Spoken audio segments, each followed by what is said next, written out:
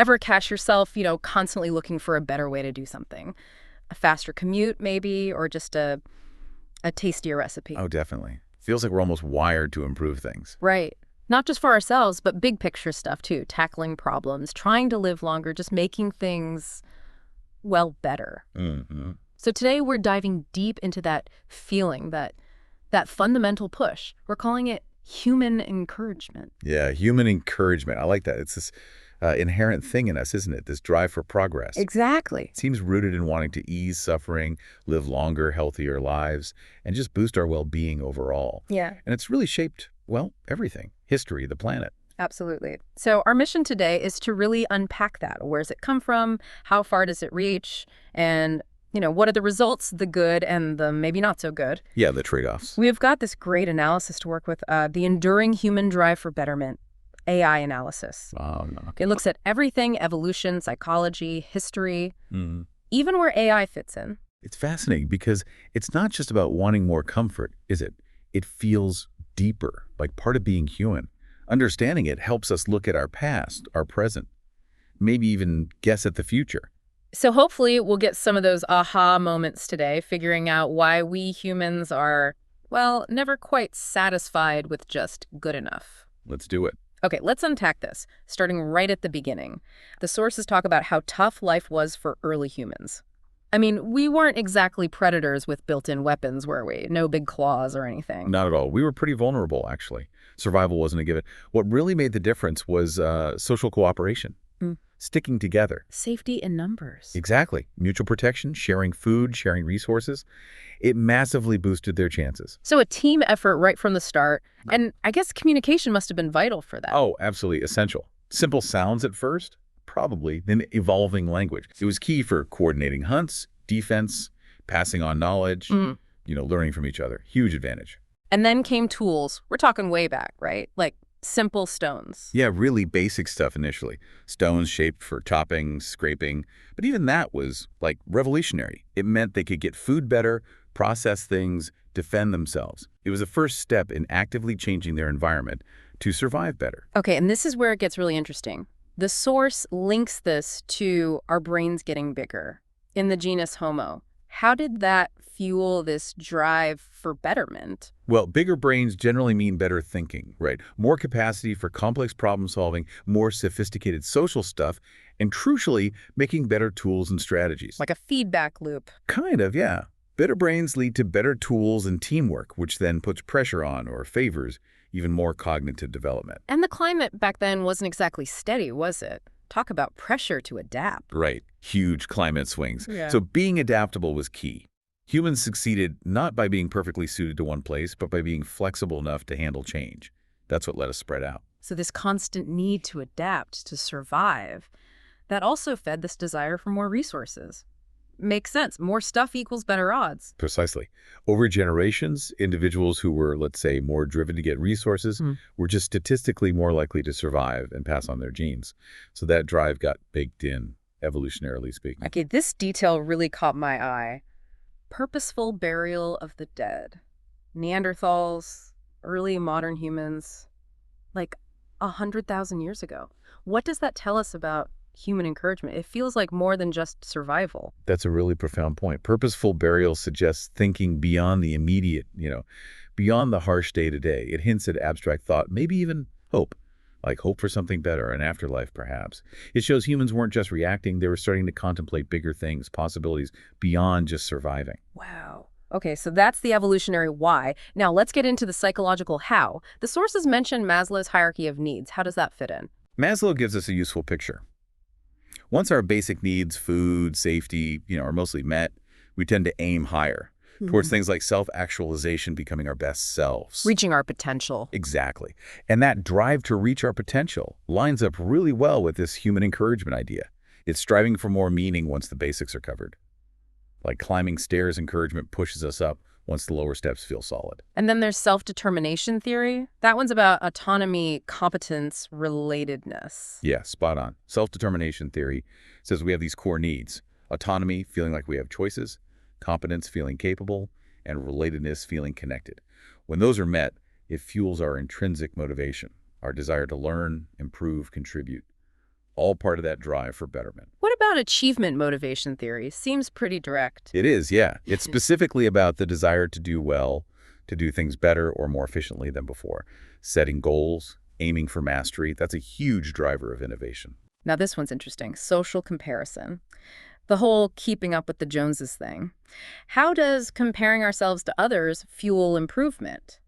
Well, we do it naturally, don't we? Hmm. We figure out where we stand by looking at others and wanting status, respect. That could be a really powerful motivator. For individuals and groups. Absolutely. It can lead to competition, which, has its downsides, but it definitely pushes people and societies to innovate and perform better. Ah, the hedonic treadmill. That explains why getting something new feels great for a bit then. We're always chasing the next hit of happiness. How does that fit? The hedonic treadmill, yeah. It shows how we adapt to good things, we get used to them, and our happiness kind of resets to a baseline. So we need something new just to feel the same level of good. Pretty much. We keep seeking new stuff, new achievements, just to maintain satisfaction.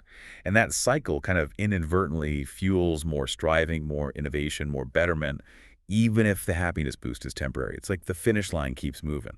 The source also briefly mentions drive theory. That's an older idea in psychology. Yeah, in the earlier perspective, it basically said motivation comes from needing to reduce internal tension, like hunger, thirst, fix the discomfort. So a basic layer of wanting to improve our state. Exactly. It underscores that fundamental desire to resolve discomfort, which you could see as a very basic level of this broader drive for betterment. Okay, shifting gears slightly. Neuroscience. Tell us about the seeking system in the brain. Dopamine's involved, right? Yeah, the seeking system is fascinating. Think of it as the brain's exploration engine, heavily linked to dopamine. The reward chemical. Sort of, but it's more about anticipation and motivation. Dopamine gets released when we expect or get something rewarding, reinforcing the behavior that led to it. This system pushes us to explore, learn, solve problems. It's essentially to strive for improvement. So our brains are kind of wired to want to get better, explore, achieve. And what about intrinsic versus extrinsic motivation? Right. Intrinsic is doing something because you enjoy it, for personal growth. Extrinsic is doing it for external rewards, money, praise, avoiding punishment. And both fuel this betterment drive. Absolutely. They often work together. You might love learning a skill that's intrinsic, but also be motivated by the job promotion it could bring that's extrinsic. It's usually a mix. Okay, so we have the evolutionary roots, the psychological drivers. Let's look at how this actually played out through history. The source starts way back with early tech. Yeah, those first stone tools, millions of years ago. Yeah. That was step one in humans actively shaping their world for survival. Simple choppers, then better hand axes. They made getting food and resources way more efficient than just using bare hands. And again, teamwork was vital even then. Totally. Hunting bigger animals, defending the group, sharing what you found. Social cooperation was key. Even with basic tools, it just improved everyone's odds. Then comes fire.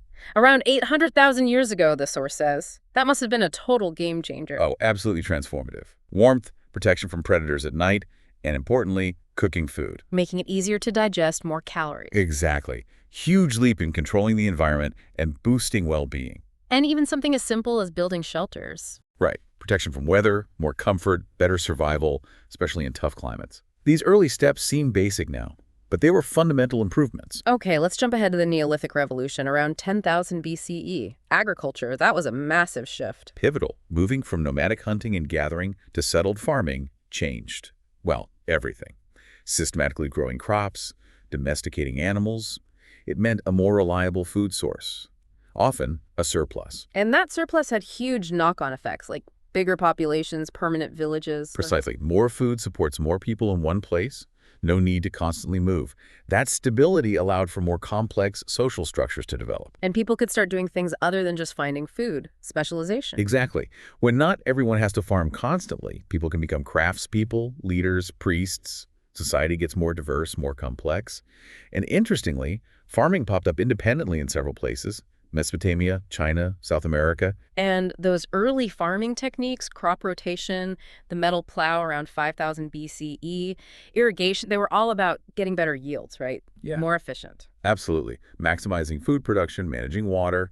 It's solidified settled life, but also really ramped up how humans interacted with and changed the environment. The desire to alleviate suffering. That's another core part of this. Early medicine.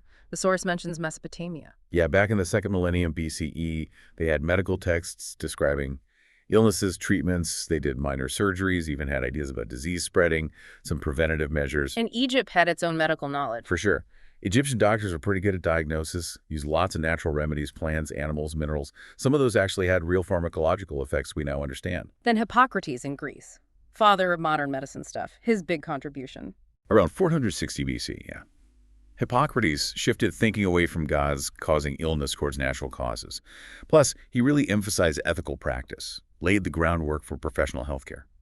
And we shouldn't forget ancient India, too. Texts like the Charaka Samhita, Sushruta Samhita were hugely influential. Alongside medicine, tech kept marching on. The wheel, that feels so foundational. Hard to overstate its impact, really. Before the 4th millennium BC, it just revolutionized transport, farming, labor, made so much possible, spurred development everywhere. And writing systems, Sumer in Egypt around 3500 BC, another massive leap for knowledge sharing. Absolutely critical. Record keeping, communicating over distance and time, complex administration, writing enabled so much. And around then, you also see copper and bronze taking off big steps in material science. All this fed into the rise of complex civilizations, Mesopotamia, Egypt, Indus Valley, China. What defined this era in terms of human encouragement? You see centralized governments, clear social hierarchies, lots more specialized jobs. They often grew in fertile river valleys, relying on intensive farming.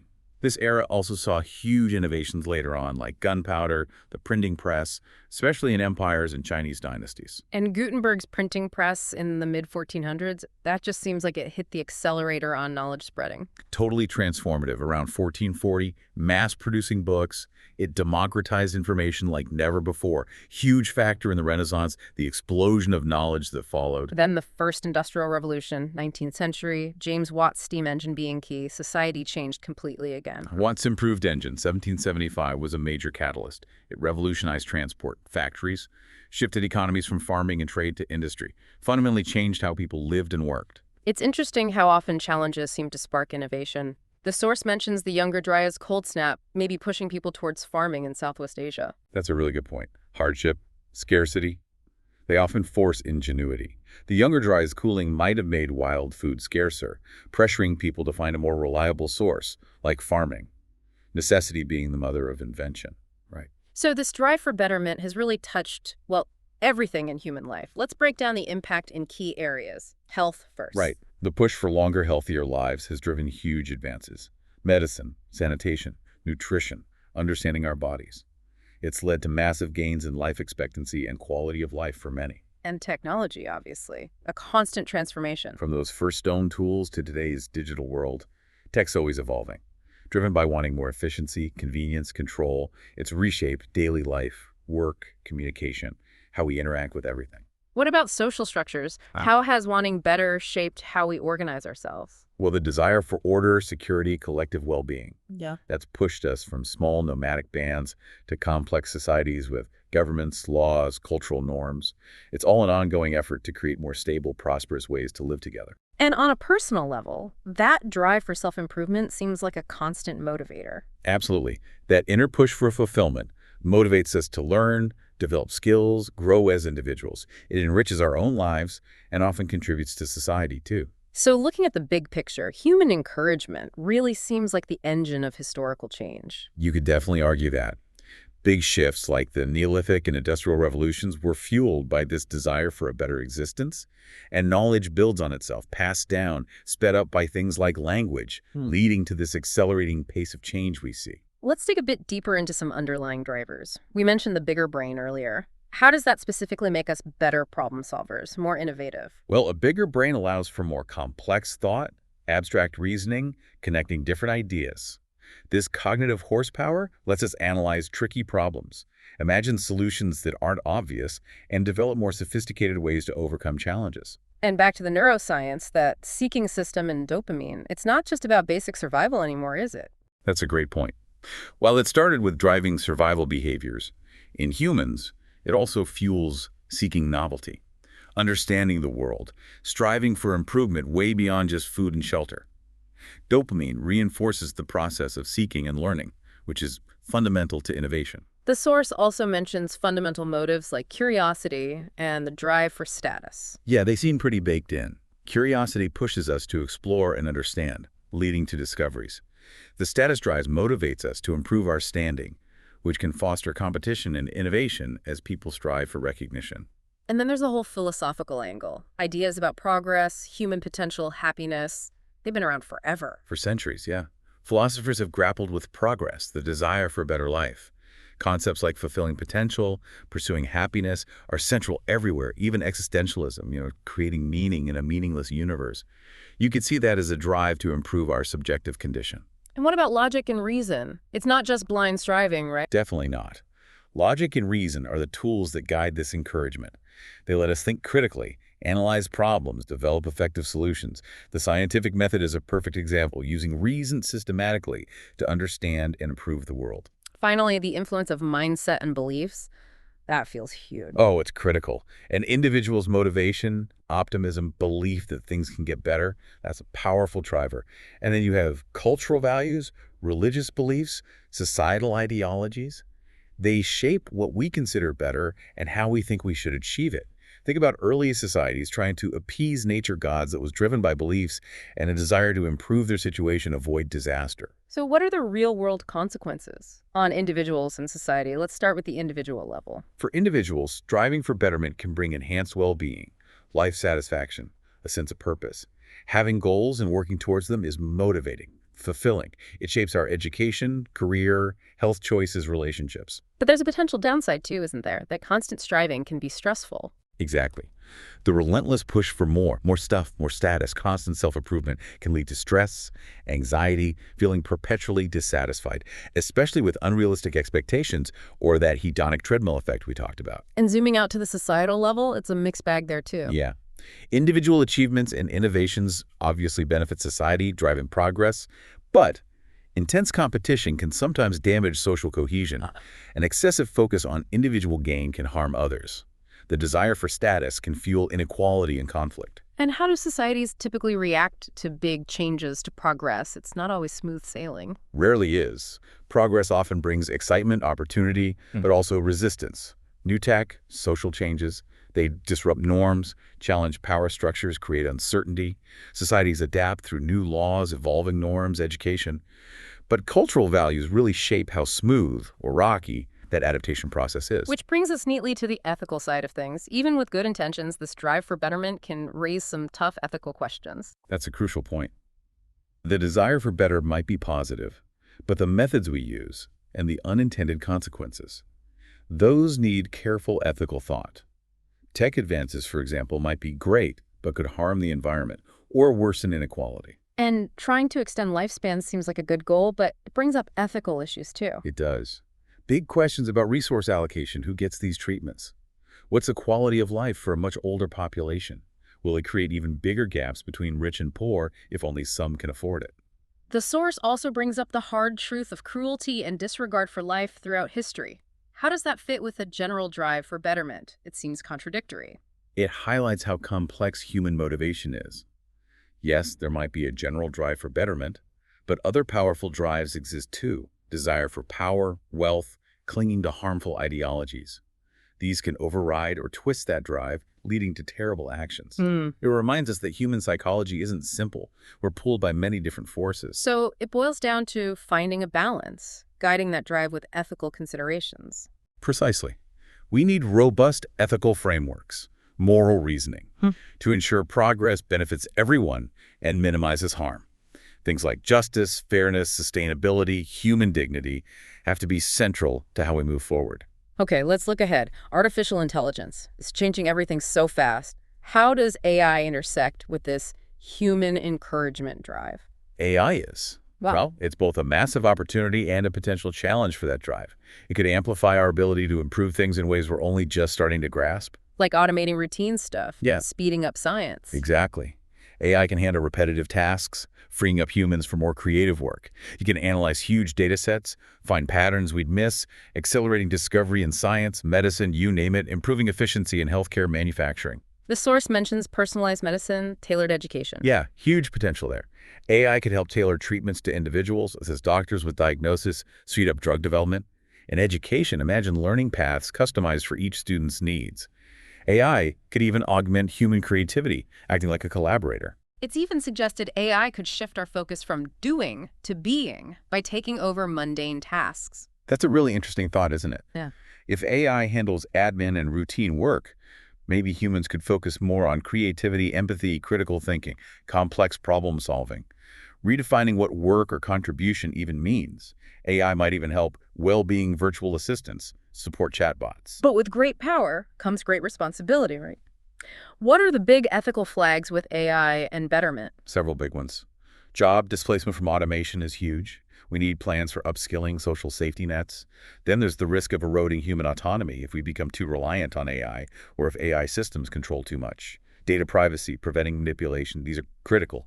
We need strong ethical guidelines for AI development and use. A listener actually asked about AI and understanding life's finality. That feels very deep. It is incredibly deep and sensitive.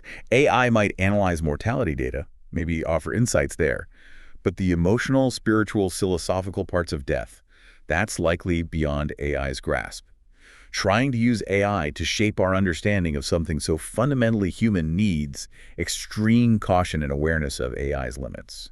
So how do we steer this powerful drive, especially now with AI in the mix, towards outcomes that are genuinely sustainable and equitable for everyone? Well, promoting education focused on critical thinking, ethical reasoning, global citizenship, that's key. Encouraging collaboration, focusing on collective well-being over just individual gain, and crucially, investing in R&D that specifically targets sustainability, social justice, the common good. And mitigating the potential downsides. That means strong regulations and ethical guidelines for new tech, especially AI, fostering public awareness about the impacts environmental, social, and developing robust social safety nets, retraining programs for those whose jobs are disrupted by automation. So ultimately, the direction this drive takes us depends on the choices we make. Exactly. It'll be shaped by the knowledge and skills we prioritize through education and by the values we choose to live, by empathy, compassion, justice. Okay, to wrap this up, it's clear this human encouragement, this deep drive for betterment has been the engine of history. Evolutionary roots, psychological fuel. It's shaped everything. Absolutely. Right. And as we've discussed, it's powerful, mostly positive, but comes with real complexities and ethical challenges, especially now in the age of AI. So the onus is on us, really, to guide this drive thoughtfully. Towards progress, yes, but progress that's sustainable and fair for everyone. Education and ethics seem like our best navigation tools here. Which leaves a pretty big question for you, the listener, to think about after we finish. As AI increasingly amplifies our drive for betterment, what does better actually mean anymore? How do we make sure it aligns with our deepest human values? And maybe what's your personal responsibility in shaping that future? This is DigitView.